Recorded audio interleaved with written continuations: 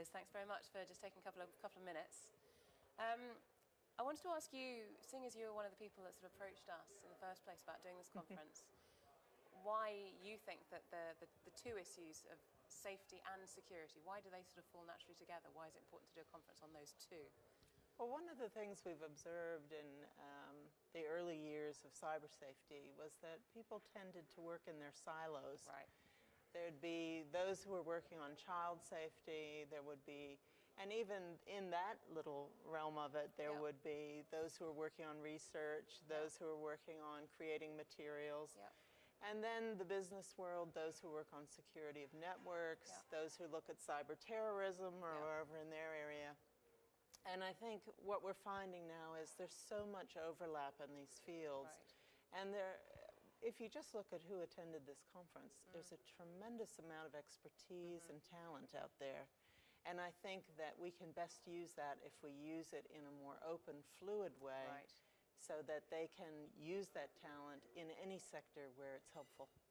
Yeah, no, I agree. It's actually been much more fruitful considering the two together than I think even I'd expected. That the similarities that seem to be coming out in terms of people's experience, in terms of the problems of the regulatory frameworks, in terms of education, I mean, it really is, it's been very worthwhile so far. We're also asking some of our speakers and participants just to reflect back on the last couple of days and just to sort of pick out, if you like, some of the most interesting points or themes or issues. So what for you has been particularly of interest? Well, when we held the event in New Zealand, there wasn't as much content that related to a regulatory environment. Okay, that's good. Because that isn't an issue for us very much. You've got it. Yeah. We're very much into voluntary codes of compliance. So that was interesting. And also, I think, the incredible legal dilemmas and seeing how that goes across all jurisdictions and how we are going to find a way to harmonize enough that we can prosecute criminals effectively in this environment. I find that fascinating. But every day there's somebody brings up new points, new aspects to even problems that I work with every day. So I find that invigorating, and I think for a lot in the NGO realm, it's like getting your batteries charged to come to an event like this.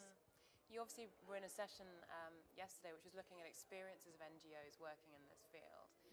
And I was quite surprised in some ways by the slightly different approaches. I mean, the European project's obviously operating at a sort of very much larger level perhaps than some of the smaller NGOs working, say, in the UK or New Zealand.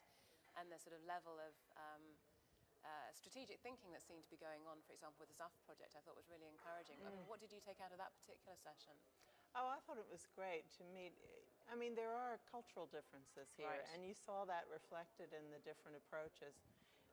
New Zealanders, we tend to be those of, you know, we got to get the job done, and we have a thing called number 8 fencing wire, where, you know, you can do anything with a bit of number 8 fencing wire.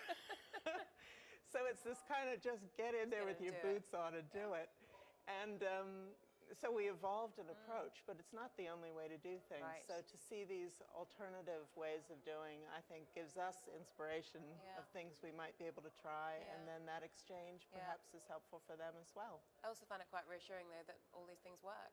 Yeah, and there are a lot of ways to approach this, but I think that having an open mind about it and understanding that no organization is going to do this by themselves. So there has to be a network, and because of the nature of the internet, it has to be an international network. So more events like this to help it. Oh, please. I hope. Liz, thanks very much. That's great. Well, thank you. Brilliant.